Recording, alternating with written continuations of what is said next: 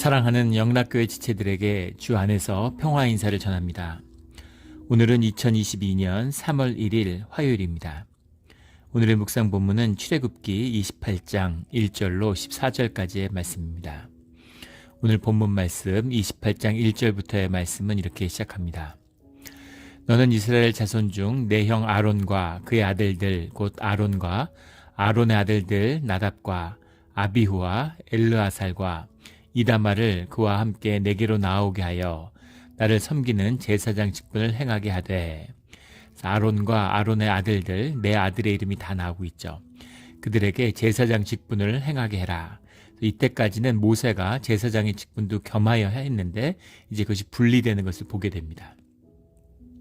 앞서서 18장에서는 이제 사법제도, 재판제도가 분리돼서, 물론 뭐 전적인 분리는 아닐 수 있겠지만 그것이 분리돼서 기능적으로 활동하게 되는 것처럼 이제 종교의 기능이 분리되는 부분이 보이는 거죠. 또 행정적인 부분, 또 지도자로서의 어떤 영향력, 이런 것들은 모세가 계속 유지하는 모습을 보게 됩니다. 그래서 이렇게 삼권이 분리되는, 삼권이나 분리되는 것이 아마 이런 어떤 뭐랄까, 그 국가 기능의 본질적인 것이 아닐까, 원형적인 것이 아닐까, 이런 생각을 하게 됩니다. 우리가 잘 알고 있는 것처럼 이 네 아들 중에 나답과 아비후는 제사장의 직분을 잘못 행하다가 뒤에 이제 죽게 되죠. 그리고 엘르아살이 우리 민수기 20장에 보면 아론의 뒤를 이어서 대제사장의 직분을 이제 이어받게 되는 모습을 보게 됩니다. 2절에 내 형 아론을 위하여 거룩한 옷을 지어 영화롭고 아름답게 할지니, 오늘 본문에 다루는 것은 이제 그 성막을 만든 다음에 성막에 이제 제사의 기기들과 제사장의 옷에 관한 것이에요. 형 아론을 위해서 거룩한 옷을 지어, 거룩한 옷이라고 하는 말이 이제 코데시, 비그데이라는 말인데, 코데시라고 하는 말은 이제 우리 뭐 계속 성경에서 나오는 아주 핵심 어휘죠. 어파트니스, 이제 구분된다, 구별된다, 구별되는 것, 성별하는 것, 이것이 아주 중요한 것이죠. 우리 뭐 여러 번 나누었지만 우리가 주님 안에서 거룩한 백성이다. 뭐가 거룩한 거냐? 주님이 구별하셨기 때문에 거룩한 거죠. 교회가 세상과 분리된, 세상으로부터 불러냄을 받은 사람들의 분리된 모임이 교회입니다. 그래서 세상 가운데 살아가지만 세상과 다른 것이죠. 그것이 특별함이고 그것이 거룩함의 본질이에요. 구별된 것입니다. 그래서 거룩한 옷을 지어라. 어떤 것이 거룩한, 옷이 어떻게 거룩할 수가 있을까? 구별된, 사람들과 구별될 수 있는 대제사장으로 세움을 받는 거룩한 옷을 지어라, 이런 것이죠. 우리 금년에 이제 임직선거를 교회에서 8년 만에 갖고서 중직자들을 세웠습니다. 거룩한 직분이죠. 근데 무엇이 거룩한가? 구별되었다는 것입니다. 주님의 이름 앞에 주님이 구별됨으로 부르신 거죠. 그래서 거룩한 것이에요. 그렇게 구별하시는 주님의 뜻이 있는 것이죠. 비그데이라는 것이 이제 옷인데, 옷의 의미, 옷, 뭐 영어로 하면 커버링, 이런 거죠. 우리 비그데이라는 말도 바가드에서 왔는데, 바가드가 왜 휘장할 때도 바가드가 나왔잖아요. 가리다, 덮는다, 이런 의미가 있습니다. 주님 앞에 나올 때 옷을 입어요. 옷을 입는데 3겹, 4겹의 옷을 끼어 있습니다. 옷을 덮고 덮는, 이게 커버링이라는 의미는 우리의 죄, 우리가 주님 앞에 설 수 없는, 주님 앞에 서면 죽는 존재죠. 근데 주님의 은혜로 우리의 죄를 덮어주시는 것, 이것이 거룩한 옷이에요. 이것을 입고 나감으로 우리가 가리워진, 우리가 있는 이 육신 그대로의 모습이 원죄 때문에, 죄성 때문에, 타락한 육성 때문에 주님 앞에 나아갈 수 없지만 주님의 구별됨으로, 주님의 거룩한 옷을 입힘으로, 거룩한 휘장을 덮음으로 그 죄의 문제를 덮어주시는 거죠. 이것이 은혜입니다. 그래서 이 주님의 덮어주신 이 귀한 은혜대로 주님 앞에 나아가는 것이죠. 그걸 막 헤집을 필요가 없어요.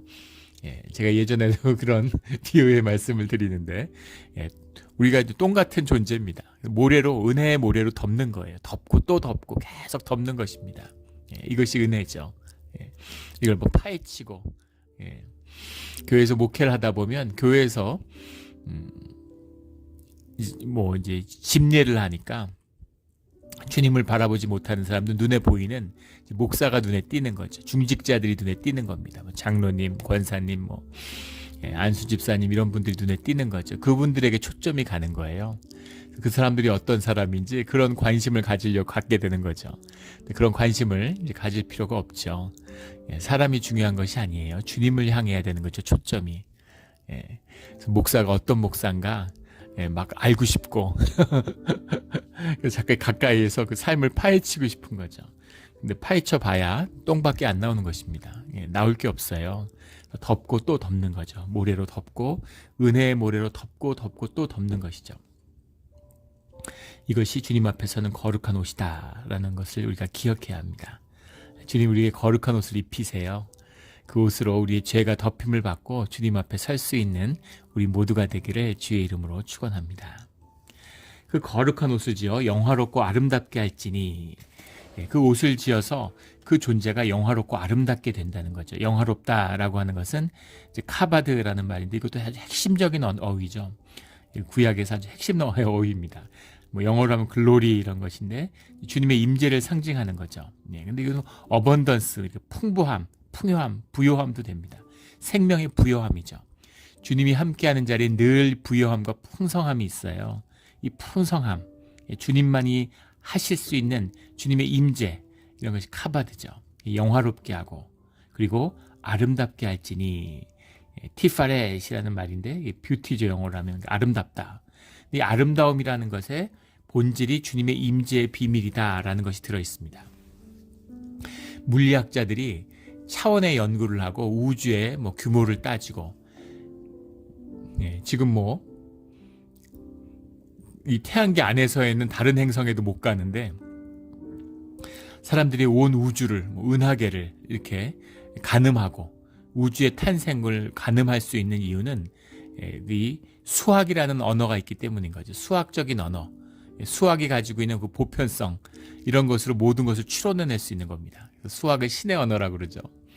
하나님이 왜 이렇게까지 복잡한 두뇌를 주고 수학을 허락하셨을까? 기가 막힌 영의 비밀이 있는 거죠.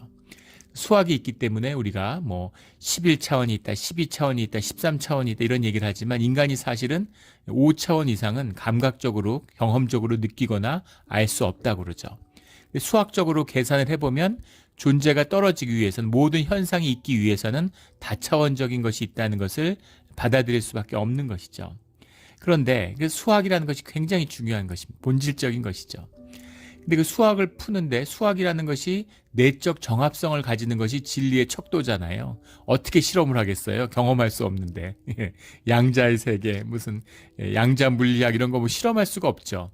그걸 우리가 이론적으로, 이론 실험이라고 하잖아요. 이론적으로 하고 상상 속에서 하는 것인데, 그것에 맞는지 안 맞는지를 어떻게 검증할 수 있느냐? 그걸 검증할 수 있는 근거가 바로 이 수학의 언어가 가지는 수학의 아름다움에 있다, 이렇게 이야기합니다. 물리학자들이 하는 얘기죠. 아름답다는 거예요. 그것이 진짜 진리를 담고 있으면, 실제를 표현하고 있으면, 그러면 수학 공식이 한없이 아름답답니다. 잘 와닿지 않죠? 그런데 그 아름다움을 느낄 수 있다는 거예요.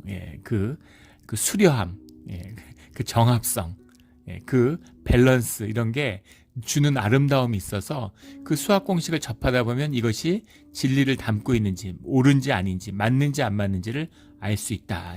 세계적인 석학들, 천재적인 석학들이 하는 얘기죠. 아름다움이에요. 아름다움의 비밀이 뭘까? 우리가 다 느끼잖아요. 건축물 같은 걸 보면 어떤 걸 보면 저렇게 뭔가 추하고 조잡해 보이고, 어떤 걸 보면은 그런 아름다움이 있죠. 수려한 아름다움이 있어요. 아름다움이라고 하는 것, 그것이 비례에서 온다, 뭐에서 온다, 여러 가지 논의들이 있지만, 뭔가 우리가 내면에 느끼는 아름다움을 느끼는, 아름답구나. 우리 정말 몬트레이가 아름답죠. 이렇게 아름다운 데가 있겠습니까? 제가 집에 갈 때는 항상 바닷가 도로를 향해서 가는데, 그 참 몬트레이에 있는 특권인 것 같아요. 그때 참 행복하고, 그 파도를 보고, 그 해안가의 바다를 보면, 야, 정말 아름답구나. 어떻게 이렇게 아름다울 수가 있을까? 주님이 지으신 이 세상이 아름답구나. 그런 생각을 하게 됩니다. 정말 아름답죠. 근데 우리가 느끼는 이 아름다움의 비밀, 이것이 사실은 우리가 영을 가지고 있고 주님과 연결되어 있다고 하는 증거죠. 아름다워야 됩니다. 예배도 교회도 우리 공동체의 삶의 자리도 아름다워야 돼요. 추한 것은 주님의 것이 아닙니다. 뭔가 질서와 하나님의 임재와 조화가 깨져 있는 것이죠. 이 아름다움, 영화롭고 아름다움, 거룩한 옷을 지어 영화롭고 아름답게 할지니. 아론이 80대 할아버지인데 무슨 머리도 많이 빠졌을 것이고 얼굴에 검버섯이 피고 이랬겠죠. 그 시대에 피부 미용을 하는 것도 아니고. 그러나 그 거룩한 옷을 입었기 때문에 영화롭고 아름답게 되는 것이죠. 이것이 우리 존재의 비밀입니다. 무슨 피부 관리 받고 무슨 멋진 헤어스타일을 했다고 아름다운 것이 아니라 거룩한 옷을 입어야 되는 거죠. 거룩한 옷을 입는 우리 모두가 되기를 주의 이름으로 축원합니다. 3절에 너는 무릇 마음의 지혜에 있는 모든 자 곧 내가 지혜로운 영으로 채운 자들에게 말하여 아론의 옷을 지어 그를 거룩하게 하여 내게 대제사장 내게 제사장 직분을 행하게 하라. 이렇게 말씀하고 있습니다. 마음의 지혜에 있는 모든 자라고 해석을 했는데 허크메 레브라는 말이에요. 허크메 레브. 그런데 레브가 마음이죠. 호크메라는 게 호크마라는 게 지혜인데 이것도 아주 핵심적인 단어죠. 이 구약에 나오는 이 지혜의 전통, 이 지혜 호크마라는 건데 하크마 랩라고 하는 게 마음의 지혜를 담았다 이런 말인데 이것을 영어로는 skillful artisan 이렇게 썼어요.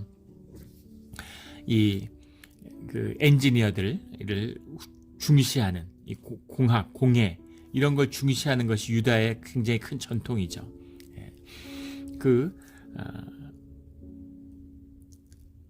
이런 어떤 스킬풀한 기술, 유대인들이 이제 떠돌아다니고 자산을 소유할 수 없는 그런 핍박을 많이 받다 보니까 몸에 지닐 수 있는 것, 그래서 음악가도 많고 남이 뺏어갈 수 없는 기술을 지혜 이런 것을 이제 귀하게 여기는 그런 전통이 이어졌다 이런 식의 해석도 있는데 그런 지혜를 소중히 여기는 지혜라는 게 우리가 생각하는 무슨 마음속에 어떤 무슨 그런 것이 아니라 어떤 무슨 과학 지식 이런 것이 아니라 그런 것도 포함하지만 그런 기술 같은 것도 이 지혜의 전통 속에 있고 그래서 굉장히 귀하게 여기는 전통이 이 유대 가운데 있다는 것입니다.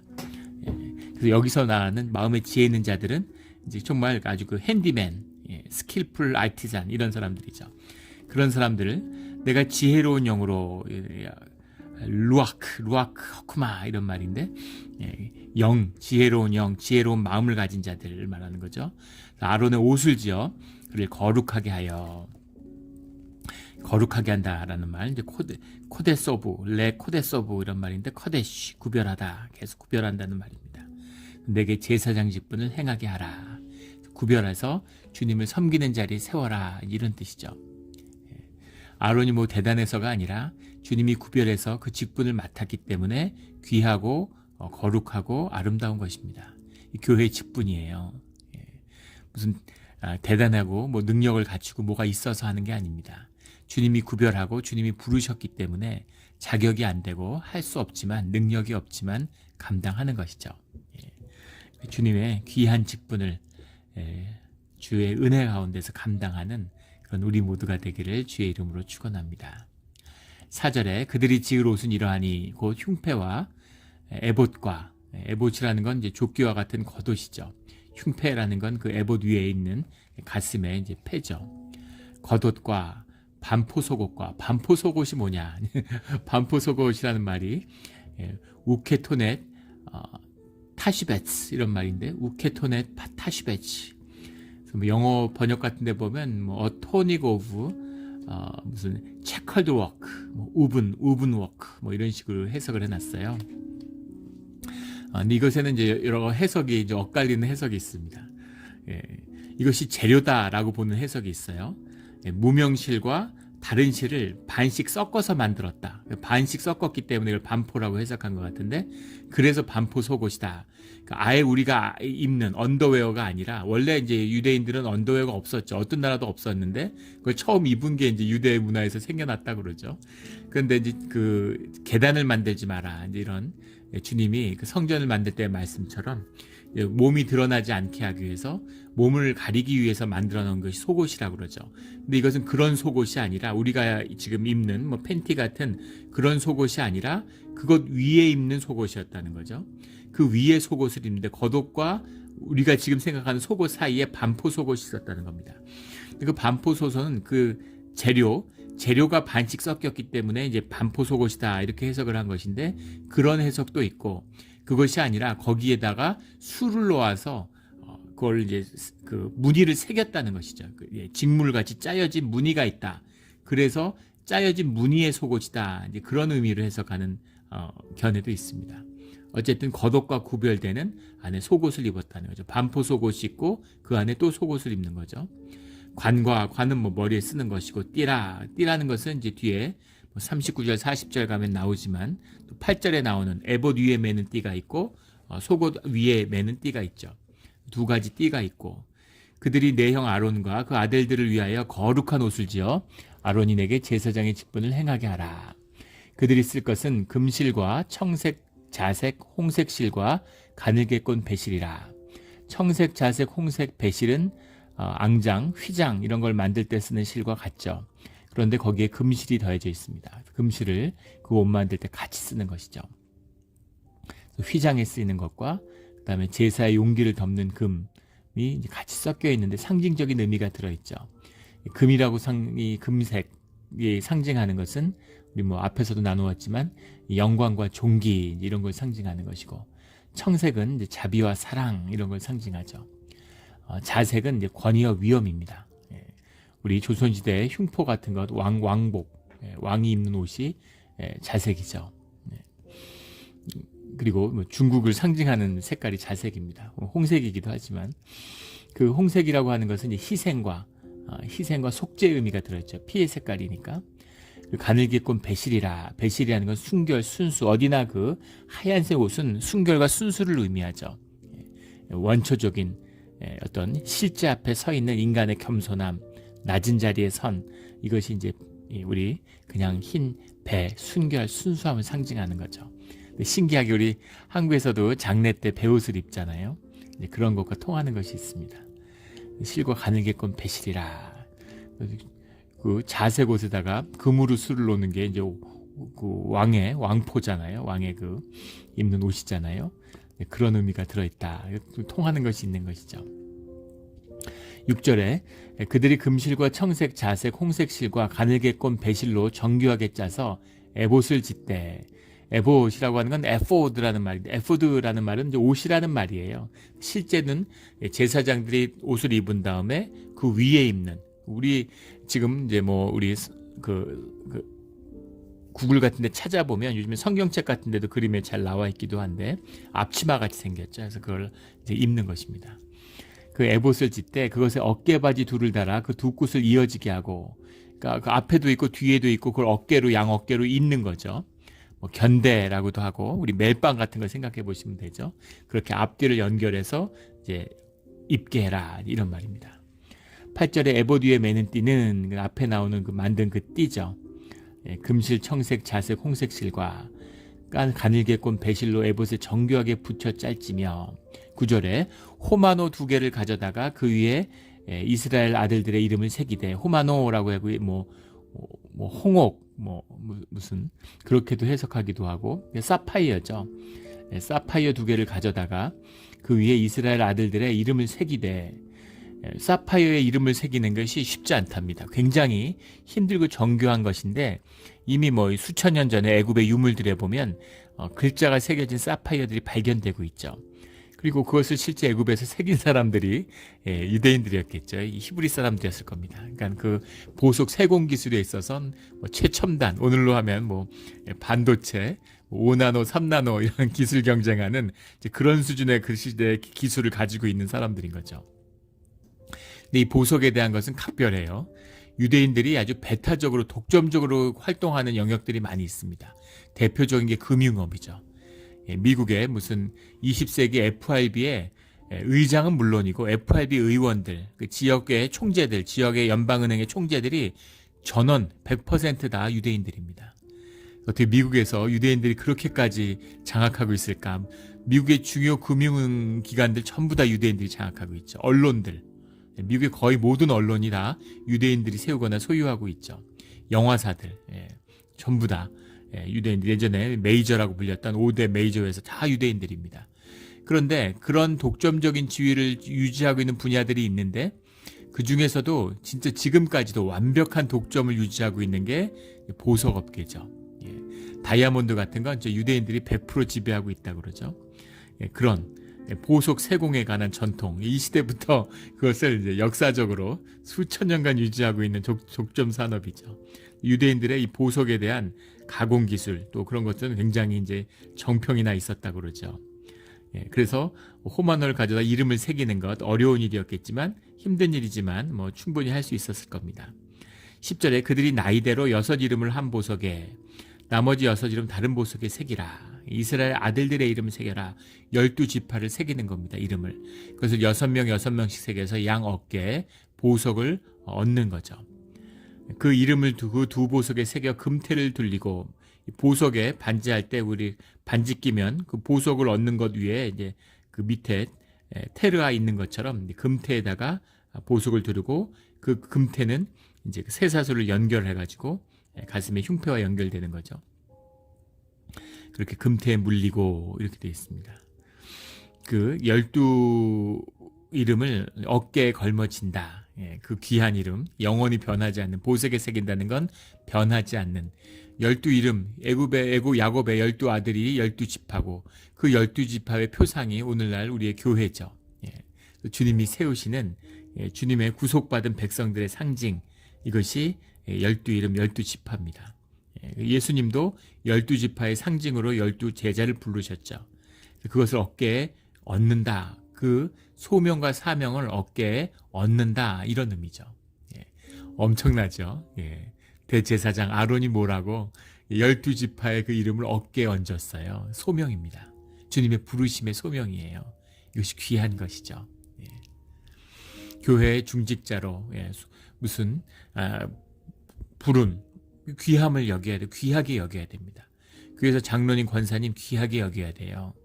근데 뭐가 그렇게 귀할까? 그 사람이 귀한 게 아니죠. 그 사람의 소명과 직분이 귀한 것입니다.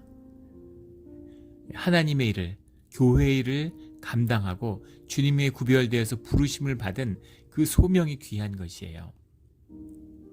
그 소명이 귀한 것, 그것을 아는 사람은 그 소명을 귀하게 여기고 그 사람을 귀하게, 존귀하게 여기는 것이죠.